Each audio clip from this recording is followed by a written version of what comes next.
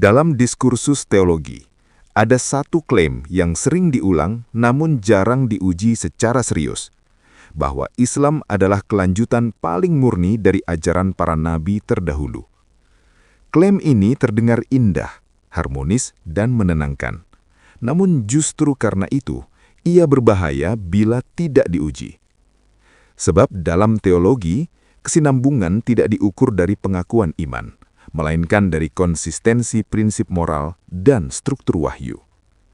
Jika sebuah ajaran mengaku meneruskan Taurat dan Injil, maka ia tidak cukup berkata, "Kami beriman kepada Musa dan Isa." Ia harus sanggup menjawab satu pertanyaan mendasar. Apakah standar moral para nabi terdahulu tetap berlaku atau justru diubah ketika berhadapan dengan figur sentral agama itu sendiri? Disinilah perdebatan ini menjadi tidak nyaman, dan karena itu sering dihindari. Seperti yang terlihat dari lawan debat Edis TV berikut ini. Bang Bayaki, saya tanya dulu bang, abang muslim bang?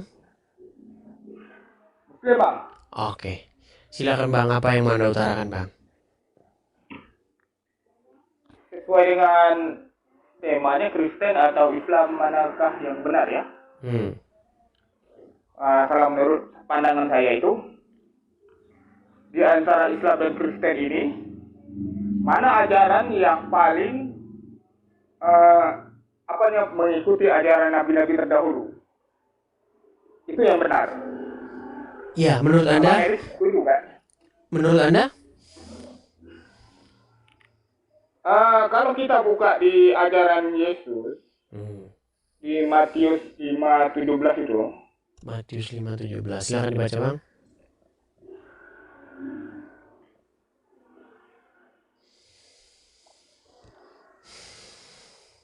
Matius. Ya, dibaca saja bang. Ayat 17. Nanti kalau saya turunkan kitab saya nanti bisa-bisa gunung meletus bang. Ya, Ya. kata orang yang tadi ya. Juga tahu rujukan di mana itu bang. Enggak tahu juga.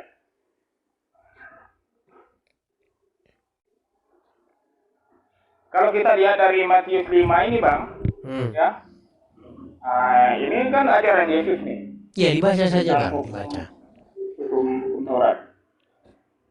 Janganlah kamu menyangka bahwa aku datang untuk meniadakan hukum Taurat atau kitab para nabi. Berarti Yesus ini menggenapkan atau melanjutkan hukum Taurat, begitu kan? Ya. Atau kitab para nabi. Betul.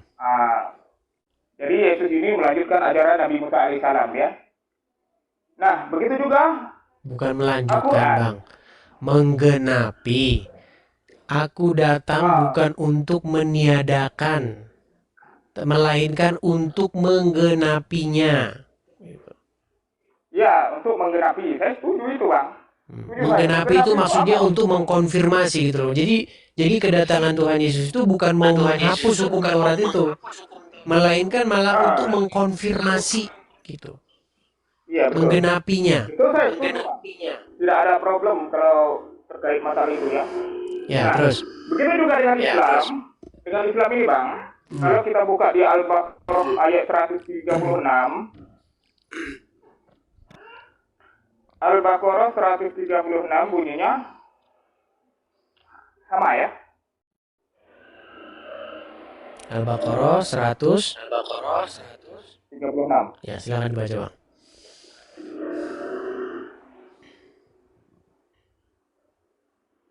Nah, ini.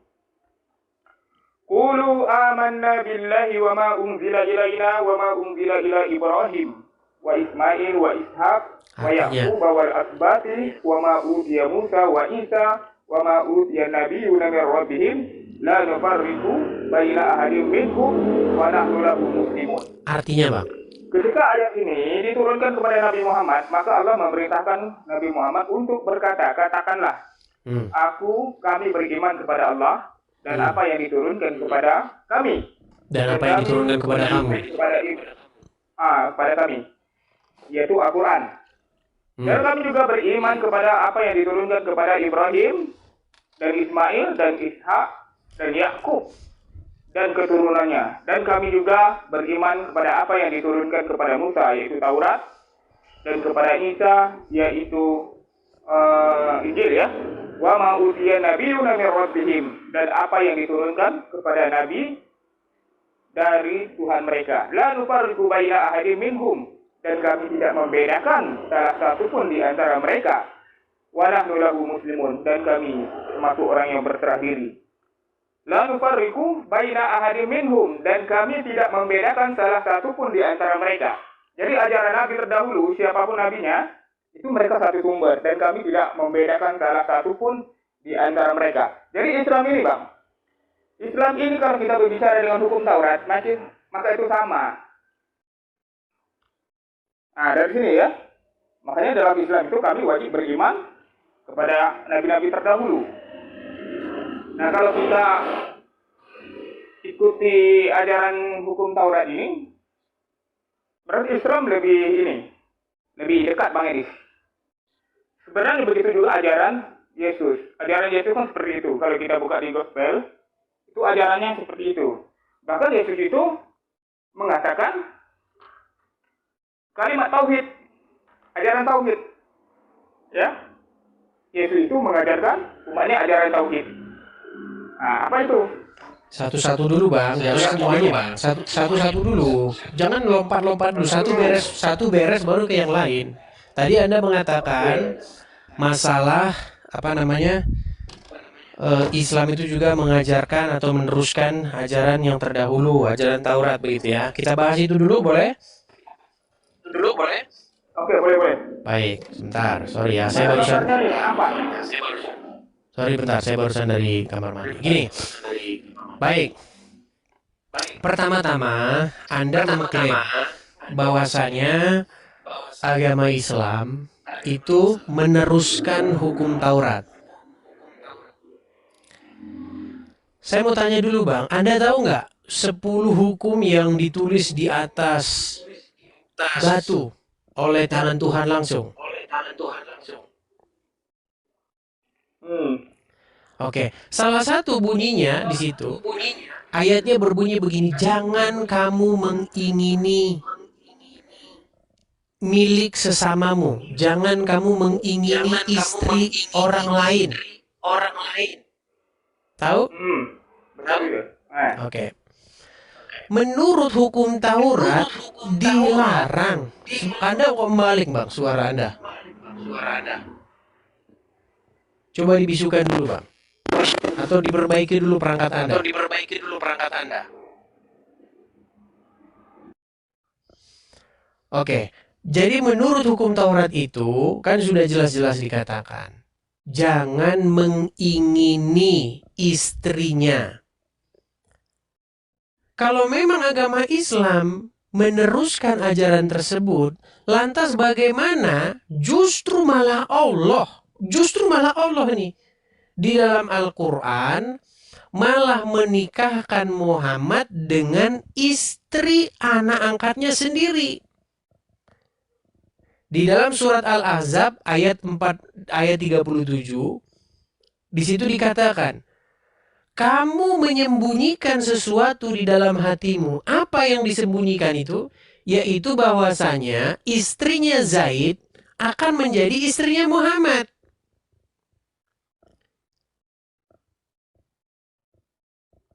Masih dibisukan? Ayat berapa? Al-Ahzab. Surat Al-Ahzab ayat 37.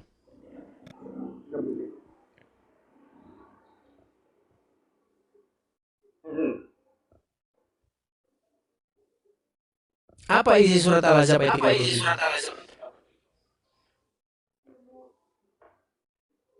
Oke, buka Quran ini. Bukankah di situ malah Allah yang menginisiasi? Malah dia yang menjadi dalangnya bagaimana istrinya Zaid itu malah jadi istrinya Muhammad. Oke. Saya tanya Bang, Zaid itu udah cerai belum sama istrinya? Tadinya belum cerai, bahkan Muhammad berkata, pertahankanlah terus istrimu dan bertakwalah kepada Allah. Malahan Allah malah mengatakan, mengapa kamu sembunyikan sesuatu dalam hatimu? Nah, itu malah kata Allah kepada Muhammad. Saya baca dulu ya. Coba dibacakan. Dari 36, Bang. Jangan. Dan tidaklah pantas bagi laki-laki mukmin dan perempuan yang mukmin apabila Allah dan Rasulnya telah menetapkan sesuatu ketetapan. Akan ada pilihan lain bagi mereka tentang urusan mereka. Dan barang siapa yang mendurhakai Allah dan Rasulnya, maka sesungguhnya dia telah tersesat dengan kesesatan yang nyata. Dan ingatlah ketika engkau Muhammad berkata kepada orang yang telah diberi nikmat oleh Allah, dan engkau juga telah memberi nikmat kepadanya, pertahankanlah terus istrimu dan bertakwalah kepada Allah. Sedangkan engkau menyembunyikan di dalam hatimu apa yang ada akan dinyatakan oleh Allah. Dan engkau takut kepada manusia, padahal Allah telah berhak engkau takuti. Maka ketika Zaid telah mengakhiri keperluan terhadap istrinya, menceraikannya, maka kami nikahkan engkau dengan dia, Zainab, agar tidak ada keberatan bagi orang mukmin untuk menikahi istri-istri anak-anak angkat kepada mereka. Apabila anak-anak engkau itu telah menyelesaikan keperluannya terhadap istrinya, dan ketetapan Allah itu pasti terjadi. Oke. Jadi di situ sudah menceraikan istrinya. iya, ya? Diceraikan kan karena mau jadi istrinya Muhammad. Contoh gini. Saya kasih contoh. Di mana itu? Makanya saya kasih contoh. Saya kasih contoh nih ya. Aduh, makanya saya kasih contoh dulu. Dengerin. Boleh. Yang penting Muhammad. Ini Muhammad nih. Kemudian ini ada Zaid dan istrinya. Nah, menurut Zaid dan istrinya, mereka itu tidak lagi langgeng. Mereka itu tidak lagi bisa membina rumah tangga dengan baik. Tahu? Nah, lalu apa kata Muhammad? Muhammad berkata, pertahankanlah terus istrimu. Ada nggak ayatnya di situ? Oke, dari perkataan itu begini Bang ya. Pertahankanlah terus istrimu dan bertakwalah kepada Allah. Waktu Muhammad ngomong pertahankan, sebentar. Waktu Muhammad ngomong pertahankanlah terus istrimu, masih istrinya nggak itu? Masih istrinya. Lalu? Belum cerai. Lalu lanjutin lagi. Padahal, coba. Oke. Pertahankanlah terus istrimu dan bertakwalah kepada Allah. Sedangkan engkau menyembunyikan di dalam hatimu apa yang akan dinyatakan oleh Allah. Oke, apa yang disembunyikan oleh Muhammad? Apa yang disembunyikan oleh Muhammad di situ? Tidak ada disembunyikan Muhammad. Nah, ini bunyinya gini. Gimana sih? Padahal engkau menyembunyikan. Oh, nggak ada sih. Coba apa yang disembunyikan? Coba baca dulu. Oh, kita baca dulu ya. Pertahankanlah terus istrimu dan bertakwalah kepada Allah. Sedangkan engkau menyembunyikan di dalam hatimu apa yang dinyatakan oleh Allah. Apa yang disembunyikan? Apa itu? Apa yang disembunyikan? Apa yang dinyatakan oleh Allah itu? Enggak, yang disembunyikan dulu. Apa itu? Sini ya.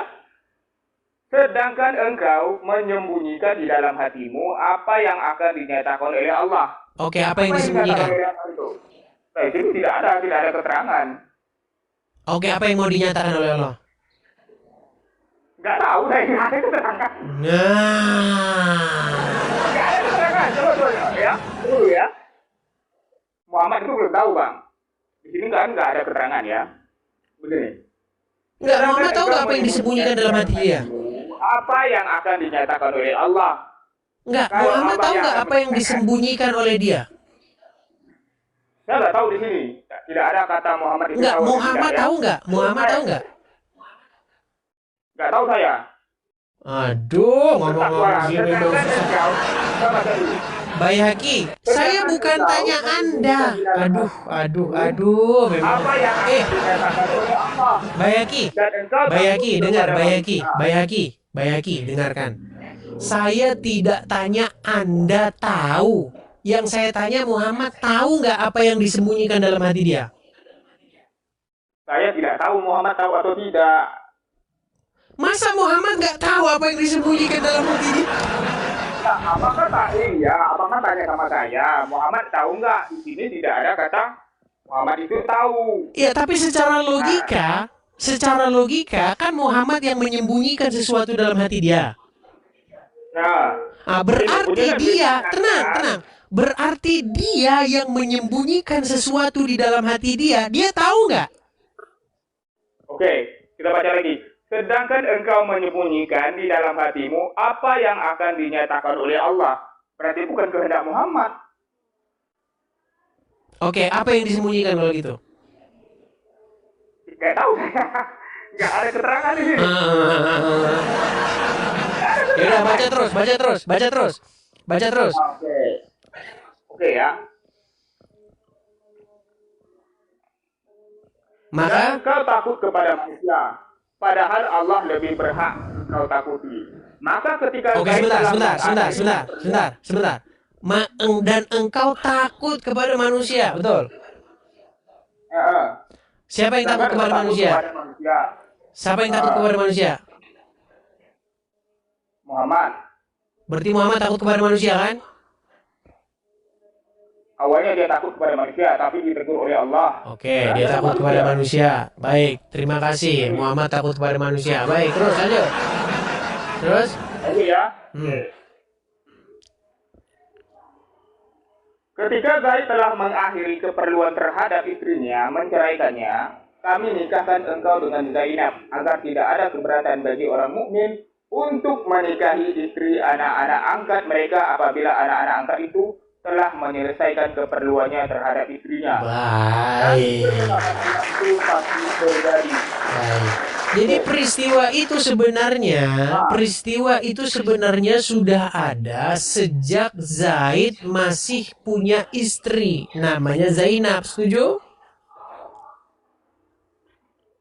Peristiwa apa itu? Peristiwa yang sudah disembunyikan itu. Itu begini. Baca makanya. Gini loh, baca. Nah, oke. Kalau Nabi Muhammad ini menikahi Zainab itu ketika Zaid sudah menceraikan Zainab. Iya. Tapi ada peristiwa yang disembunyikan oleh Muhammad sejak mereka belum bercerai. Setuju? Oke, ya benar, setuju. Oke, makanya saya bilang, padahal menurut hukum Taurat, jangan mengingini istri sesamamu. Setuju? Muhammad tidak ingin, Muhammad tidak mau itu. Lalu apa yang disembunyikan oleh dia? Apa yang disembunyikan oleh Muhammad? Ketentuan Allah dan Muhammad takut. Oke, berarti yang disembunyikan sebentar. Yang disembunyikan itu sesuatu. Tujuan diturunnya ayat ini itu adalah untuk membedakan bahwa anak angkat itu tidak ada hubungan saudara. Dan apabila kita punya anak angkat, misalnya anak angkat laki-laki, dia menikah, kemudian dia mencerai, istrinya boleh dinikahi. Oke, baik. Saya kasih contoh. Misalnya, contoh. Kamu mengangkat anak laki-laki. Contoh nih, kamu nggak punya anak ya. Kamu nggak punya anak nih. Karena kamu nggak punya anak, kamu angkatlah anak. Anak angkat. Laki-laki. Oke, anak laki-laki. Karena dia sudah besar, maka dia akan menikah. Nah, ketika dia menikah itu, kamulah di situ sebagai walinya, betul nggak? Tak bisa, Bang. Kalau dalam Islam belum bisa. Terus siapa yang jadi walinya kalau orang tua angkatnya? Kalau dia nikah. Tapi Ya, kalau misalnya kamu punya anak angkat laki-laki, terus anak laki-laki ini menikah. Terus yang jadi walinya dia siapa? Karena orang tuanya dia nggak ada. Wali. Kalau orang tuanya nggak ada, berarti rujukannya ke saudaranya atau pamannya. Kalau memang pamannya dan keluarganya tidak ada, berarti ke KUA. Orang kuah. Kuah. KUA. KUA. Ya, berarti di zaman Muhammad udah ada KUA. Ya belum lah. Ngomong sama Anda ini kayak berbelit-belit, Bang, susah. Abang tanya KUA. Iya, makanya waktu Zaid nikah itu yang menjadi walinya siapa? Kalau bukan Muhammad terus siapa? Orang Muhammad bapaknya kok mana bapak angkatnya? Bang, kalau terkait masalah wali nikahnya itu nggak ada keterangan. Oke, baiklah, nggak usah ada keterangan, nggak apa-apa lah, nggak usah ada keterangan. Oke, baik, baik. Kamu punya anak angkat, anak angkatmu menikah sama istrinya. Oke, oke ya. Tiba-tiba, karena itu anak angkatmu, ya kan? Bukan anak kandungmu. Menurut kamu boleh gak kamu mengingini istrinya anak angkatmu itu? Tidak boleh. Tidak boleh. Dia masih jadi istri, tidak boleh. Tidak boleh. Jadi dia masih jadi istri anak angkat. Baik. Lalu singkat cerita, cerailah. Cerai. Ya toh? Nah, setelah cerai, akhirnya bekas istri anak angkatmu itu akhirnya jadi istrimu sekarang. Saya nikahi. Menurut kamu nih, sebentar, tenang. Menurut kamu kan manusia yang masih punya hati nurani ya. Menurut kamu, etis gak kayak begitu menurut kamu? Logis ya, pantesan kamu Islam itu. Ya, makanya kamu masih Islam itu ya itu. Udah gitu aja. Makanya di dalam surat Al-Ahzab, dalam surat Al-Ahzab 37 itu Muhammad itu menyembunyikan sesuatu di dalam hati dia. Ada di dalam hati dia itu yang disembunyikan. Tetapi dia malah ngomong yang sebaliknya. Dia ngomong itu sesuatu yang bertentangan dengan apa yang disembunyikan. Makanya dia bilang, hai Zaid, pertahankanlah terus istrimu. Padahal Muhammad menyembunyikan sesuatu di dalam hatinya. Betul? Tapi kan itu bukan kemauan Muhammad.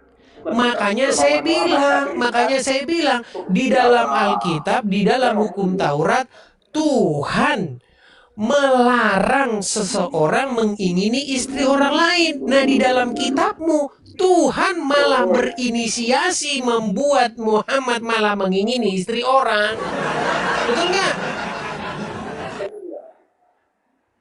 Itu beda hikmah, Bang. Ya udah, coba apa yang disembunyikan oleh Muhammad kali itu? Kalau begitu apa yang disembunyikan oleh Muhammad? Ayat ini, itu hal yang logis, Bang. Karena istrinya Zaid ini, Zainab, itu tidak ada ikatan saudara. Dan tujuan diturunnya ayat ini. Enggak, kita nggak ngomongin masalah ikatan saudara. Kita bukan ngomongin ikatan saudara. Apakah pantas seseorang itu mengingini istri orang lain itu loh? Ya, tidak boleh. Tidak boleh. Lah terus kenapa? Kenapa justru di dalam surat Al-Ahzab itu malah Allah malah dia yang menginisiasi untuk menikahkan Muhammad dengan istrinya Zaid, bekas istrinya Zaid. Allah tidak memerintahkan Zaid untuk cerai. Oh, coba baca lagi ayatnya, baca lagi coba. Saya tanya. Yang menceraikan Zainab itu siapa? Zaid atas kemauan siapa? Yang menceraikan Zaid, yang menceraikan Zainab itu Muhammad itu mengatakan kepada Zaid, pertahankan istrimu. Pertahankan, sementara Zaid tidak. Oke, ketika dia ngomong pertahankan terus itu salah nggak di mata Allah? Tidak salah. Tetapi, kalau salah kenapa dia ditegur? Sebentar, tenang. Gini, tenang, ini kita harus kaji pelan-pelan ya. Gini, Muhammad ngomong, hai Zaid, pertahankanlah terus istrimu. Omongan Muhammad itu di mata Allah salah atau benar? Benar. Coba baca. Coba baca. Oke, saya baca, nggak apa-apa. Oke. Dan ingatlah ketika engkau Muhammad berkata kepada orang yang telah diberi nikmat oleh Allah dan engkau juga telah memberikan nikmat kepadanya, pertahankanlah terus istrimu dan bertakwalah kepada Allah. Sedangkan engkau menyembunyikan di dalam hatimu apa yang akan dinyatakan oleh Allah. Ah, itu yang jadi pertanyaannya. Apa yang akan dinyatakan oleh Allah itu? Apa Baca dulu kira-kira Bang, sampai selesai Bang. Baca dulu sampai selesai. Gimana? Baca dulu sampai selesai. Oke. Pertahankanlah terus istrimu dan bertakwalah kepada Allah. Sedangkan engkau menyembunyikan di dalam hatimu apa yang akan dinyatakan oleh Allah. Dan engkau takut kepada manusia. Padahal Allah lebih berhak engkau takuti. Stop. Maka ketika Stop dulu di situ, stop dulu di situ. Stop dulu di situ. Ah, Muhammad berkata, pertahankanlah terus istrimu dan bertakwalah kepada Allah. Padahal Muhammad menyembunyikan sesuatu di dalam hatinya. Dan Muhammad lebih takut kepada manusia. sedangkan engkau menyembunyikan di dalam hatimu apa yang akan dinyatakan oleh Allah. Itu apa yang akan dinyatakan oleh Allah itu, Bang Edis? Bahwa istrinya Zaid itu loh, istrinya Zaid itu sebenarnya nanti mau jadi istrinya Muhammad. Itu loh. Mana itu? Aduh, ya baca lagi, sana. Baca lagi. Aduh, budak kamu nih. Sulit. Karena apa? Karena yang dibaca itu ya Arab-Arabnya terus, nggak pernah dibaca artinya, makanya nggak pernah tahu. Diskusi ini bermula dari pertanyaan yang sebenarnya sangat sederhana. Di antara Kristen dan Islam, ajaran mana yang paling konsisten mengikuti ajaran para nabi terdahulu? Jawaban yang diajukan adalah jawaban klasik, bahwa Islam tidak hanya mengakui para nabi sebelumnya, tetapi juga mewajibkan iman kepada mereka semua tanpa membeda-bedakan. Untuk mendukung klaim tersebut, dua teks utama dikemukakan. Pertama, Matius 5 ayat 17, di mana Yesus secara eksplisit menyatakan bahwa Ia tidak datang untuk meniadakan hukum Taurat, melainkan untuk menggenapinya. Pernyataan ini menempatkan Yesus secara teologis di bawah otoritas hukum Musa, bukan sebagai pembatal, tetapi sebagai penguat. Kedua, Al-Baqarah 136, yang memerintahkan umat Islam untuk beriman kepada Allah dan seluruh nabinya, Ibrahim, Musa, Isa, dan lainnya, tanpa pembedaan. Secara konseptual, dua teks ini tampak sejalan, namun keselarasan teologis tidak cukup diuji melalui deklarasi iman, melainkan melalui konsekuensi etis dan narasi praktiknya.